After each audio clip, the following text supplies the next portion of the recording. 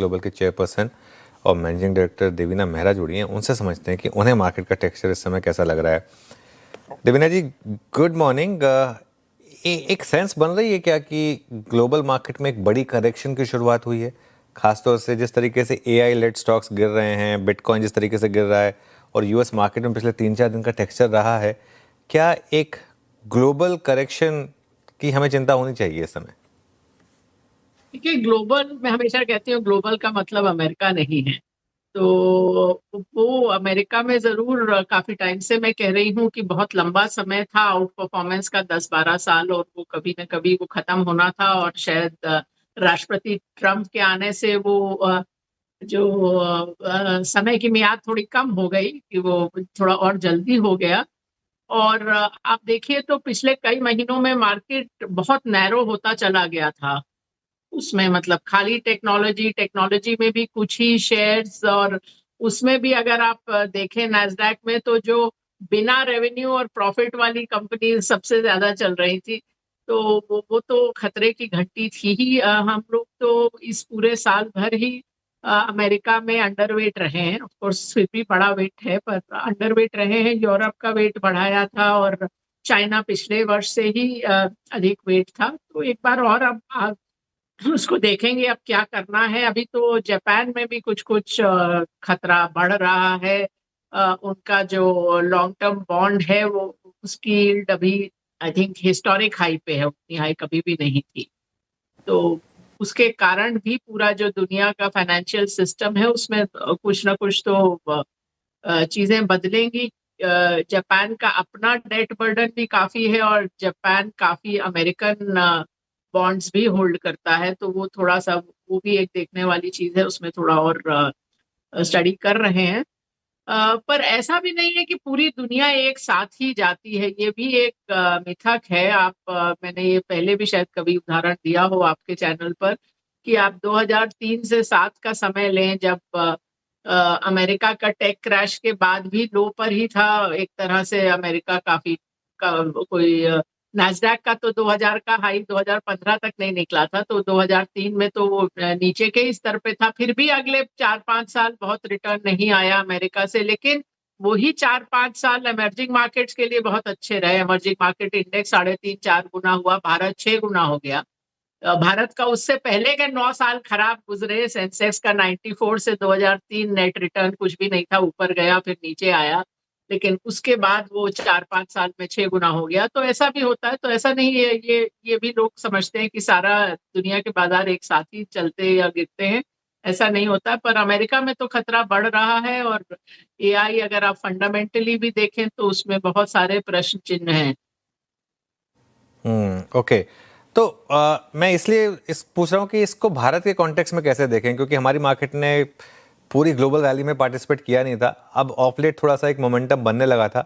इस समय Indian market पर आपका क्या व्यू है? इंडियन मार्केट में तो मैं वही कहूंगी जो शायद मैंने पिछले महीने भी कहा था, कि अगर आपका जो भी इक्विटी एलोकेशन है उसमें निवेशित रहिए। 100% इक्विटी में कभी मत रखिए, चाहे आप 25 साल के ही हो। लेकिन जो भी आपका इक्विटी एलोकेशन है उसमें निवेशित रहिए। ऐसा कोई बड़ा क्रैश का खतरा नहीं मुझे नजर आता। ऐसा नहीं है कि ये मैं नहीं कहूंगी कि यहाँ से नीचे जा ही नहीं सकता बाजार, लेकिन कोई बड़ा सस्टेन्ड क्रैश होगा ऐसा खतरा मुझे नजर नहीं आता। तो आप निवेशित रहिए, क्योंकि अगर आपको एक एक बार जो अपमूव मिस होता है उसको आप दोबारा पकड़ नहीं पाते हैं, तो वो भी एक खतरा होता है। बाजार में निवेशित रहने का एक खतरा होता है, लेकिन ना निवेशित रहने का भी एक खतरा होता है। मैं अगर अपने फरवरी के जितना भी मैंने लिखा था और जहां जहां भी इंटरव्यू दिए थे, मैंने यही कहा था कि आप अगर करेक्शन का इंतजार कर रहे थे निवेश करने के लिए, तो आपने निवेश किया क्या? तो फरवरी में तो निफ्टी 22,000 में अंत हुआ था, 22,100 पर मेरे ख्याल से। तो वहां से तो आपको रिटर्न आया ही है। तो अभी भी ऐसा नहीं लग रहा। और अब तो अर्निंग्स में भी आपको भारत में जो नतीजे मेरे हिसाब से तीसरी तिमाही के आपको और बेहतर नजर आएंगे। मैम गुड मॉर्निंग, वीरेंद्र बोल रहा हूँ। ये जिस प्रकार से इस बार के नंबर्स आए, उसके बाद जो प्राइवेट कैपेक्स की फिगर्स हैं मैम, जो for the first half of this fiscal, जो जिनमें एक शार्प जंप है versus last year, expansion plans, उन सबको सुनने के बाद आपका मैम थोड़ा सा कंस्ट्रक्शन, इंफ्रा और कैपिटल गुड्स पे व्यू जानना चाहूँगा मैं इस वक्त। बहुत ज़्यादा कभी बदला नहीं है व्यू। देख रहे हैं कैपिटल गुड्स में तो देखिए एक बड़ा मूव आया था जो हम लोगों ने पार्टिसिपेट फुल्ली किया, वो अक्टूबर 2021 से हमने कैपिटल गुड्स पे हम ओवरवेट थे। अधिकतर फंड्स को ये बात समझ में आई 2-2.5 साल बाद, 2023 के अंत तक। तो वो तो 3 साल तो फुल्ली पार्टिसिपेट किया। अभी हम लोग का मार्केट वेट टाइप का होगा कैपिटल गुड्स में, बहुत अधिक निवेश भी नहीं है, बहुत कम भी नहीं है। पर अभी ऐसा भी नहीं लग रहा कि अब यहाँ से कोई मतलब वही सबसे बेहतर सेक्टर है, ऐसा नहीं लग रहा, बुरा भी नहीं लग रहा है। ओके, बेहतर भी नहीं है बहुत, बुरा भी नहीं है। अभी आपके जैसे अनुसार मैंने कहा बेहतर क्या मार्केट है? वेट, मार्केट सीधे वेट पर सीधे है। वहीं पे आते हैं, सीधे वहीं पे आते हैं। आपको सबसे बेहतर क्या लग रहा है? देखिए अभी पिछले लगभग 1.5-2 साल से फार्मा, हेल्थ केयर और ऑटो कंपोनेंट्स पर, स्पेशली ऑटो कंपोनेंट्स पर हम ओवरवेट रहे हैं, तो वो अभी भी मेंटेन्ड है। इस साल धीरे धीरे करके एफएमसीजी ओवरवेट हो गया है। अम, और जो सेक्टर जिस पे ओवरवेट तो नहीं है पर जहां कुछ निवेश बढ़ाया है वो है बैंक्स, खासकर पीएसयू बैंक्स इस साल भर में, और अभी lately even oil marketing companies वगैरह में भी वेट बढ़ाया है। ये होगा तो मैंने कहा, और बैंकिंग जैसा मैंने कहा ओवरवेट नहीं है पर जितना यूजुअली होल्ड करते हैं उससे ज्यादा होल्ड कर रहे हैं। ओके, चलिए ठीक है। ये देवीना जी, इस समय इंडियन आईपीओ मार्केट में जो पिछले 3-4 इश्यूज आए हैं, वो आप देखें कि आपने जिस तरीके से लिस्टिंग हुई है ग्रो की या फिजिक्स वाला की, कोई व्यू है क्या आपका इस समय इस मार्केट पर?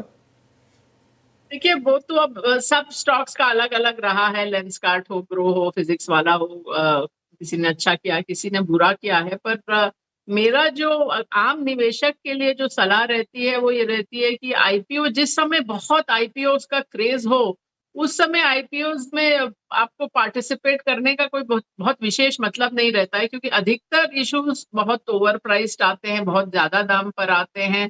जैसा कि आप देखिए 2021 में भी एक बूम आया था लगभग इसी समय, अक्टूबर नवंबर 2021 में। अब 4 साल हो गए हैं, आप देखिए उन अधिकतर स्टॉक्स का परफॉर्मेंस। और जो कोई एक दो जो आते हैं अच्छे स्टॉक्स या अच्छा बिजनेस है, अच्छे वैल्यूएशन पर, उसमें आपको एलोकेशन मिलता नहीं है। तो कुल मिलाकर ये जब फ्रेंजी होती है उस समय आईपीओ मार्केट में पार्टिसिपेट करना कोई अ, बहुत समझदारी का काम नहीं रहता है अधिकतर समय, ये मेरा मानना है। और फिर बहुत सारे कारण होते हैं जिसके कारण आपको बड़े बड़े नाम भी एसोसिएटेड नजर आते हैं उन इश्यूज में। इस बारे में मैंने 2 हफ्ते पहले भी अपने कॉलम मिंट के कॉलम में लिखा था। अभी कल फिर एक मैंने कॉलम लिखा है कि क्या पीछे क्या होता है, क्या कारणों से आपको जो एक्सपर्ट्स हैं या बड़े नाम हैं वो जो कुछ करते नजर आते हैं उसके पीछे असल में क्या मोटिवेशन होता है। ओके, अच्छा, एक मेरी तरफ से आखिरी सवाल, जो ट्रेड डील है भारत और अमेरिका के बीच में, उसे हम कितनी तवज्जो दें और उसे कितना बड़ा फैक्टर माने मार्केट के लिए? वो आपको अब जो भी ट्रेड डील होती है उसमें आपको कंपनी बाय कंपनी देखना पड़ेगा कि क्या इम्पैक्ट होता है। और सच बात तो ये है कि भारत का निर्यात उतना अधिक है नहीं, और जिन एरियाज में है भी वो भी बहुत लिस्टेड स्पेस के लिए बहुत ज्यादा मायने नहीं रखते हैं। लिस्टेड स्पेस में जहां आपका एक्सपोर्ट होता है फार्मा, उसमें आप अधिकतर बड़ी कंपनियां जो अमेरिका में बेचती हैं उनका अमेरिका में प्लांट भी है, तो वो भी इतना डायरेक्टली उनको भी अफेक्ट नहीं हुआ था, उतना सीधा सीधा असर हुआ नहीं था। पर अगर मतलब यहाँ से टैरिफ कम होते हैं तो अच्छा ही है, मतलब ऑन द मार्जिन तो बाजार के लिए, अर्थव्यवस्था के लिए, रोजगार के लिए, सबके लिए अच्छा है। ओके, अच्छा मैम, एक एक एक शाखा, एक ब्रांच, एक स्पेस जो कि बहुत दिनों से शांत है और नंबर्स भी इस बात बहुत एनकरेजिंग नहीं रहे, दैट्स रियल स्टेट। अब ये पूरा सीक्वेंस है, रियल स्टेट हो गया, रियल स्टेट एंसिली हो गया, होम इम्प्रूवमेंट हो गया, एचएफसीज हो गया। यहाँ पे आपका व्यू इन नंबर्स के बाद, इस क्वार्टरली नंबर्स के बाद? देखिए हमारा निवेश था नहीं इस सेक्टर में, हमको ये काफी रिस्की सेक्टर लगता है। और फंडामेंटल्स के लिहाज से भी अब आपको जितना डेटा भी आ रहा है कि सेल्स कम हो रहे हैं, और दूसरा भी, अगर आप किसी से भी बात करें, जो पेपर में दाम छपते हैं कि पर स्क्वायर फुट ये रेट है, जब कोई बेचने जाता है, मुझे तो आज तक कोई नहीं मिला जो उसके आसपास भी अपनी प्रॉपर्टी बेच सका हो। तो real estate as an investment, इसलिए मैं कभी किसी को सलाह देती नहीं हूँ। अपने आप के रहने के लिए घर लेना है वो अलग बात है, और रियल एस्टेट कंपनीज में भी हमारा निवेश तो है नहीं फिलहाल, तो इसलिए उतना ज्यादा हमको हमेशा से रिस्की एरिया लगा है। ओके, रियल एस्टेट में अभी शायद थोड़ा सा रिस्की है। सर अच्छा, एक आखिरी सवाल फिर, कोई नई थीम्स आपने आइडेंटिफाई की हैं क्या देवीना जी, जहां पर आपको लग रहा है कि इस समय एक कोई आपने इन्वेस्टमेंट की हो फ्रेश, जिसके बारे में बता सकती हो आप, जो अच्छी लग रही हाँ, हो आपको? जैसे मैंने बताया कि कुछ सेक्टर तो पिछले साल से ओवरवेट है, इस साल एफएमसीजी होते होते बढ़ गया है, अब ओवरवेट हो गया है। अब पीएसयू बैंक्स में एडिशन किया है, और सबसे हाल फिलहाल में ऑयल मार्केटिंग कंपनीज को उसमें निवेश बढ़ाया है। ऑल राइट, चलिए देवीना जी, बहुत बहुत शुक्रिया आज हमारे साथ जुड़ने के लिए और अपना कीमती समय हमें देने के लिए।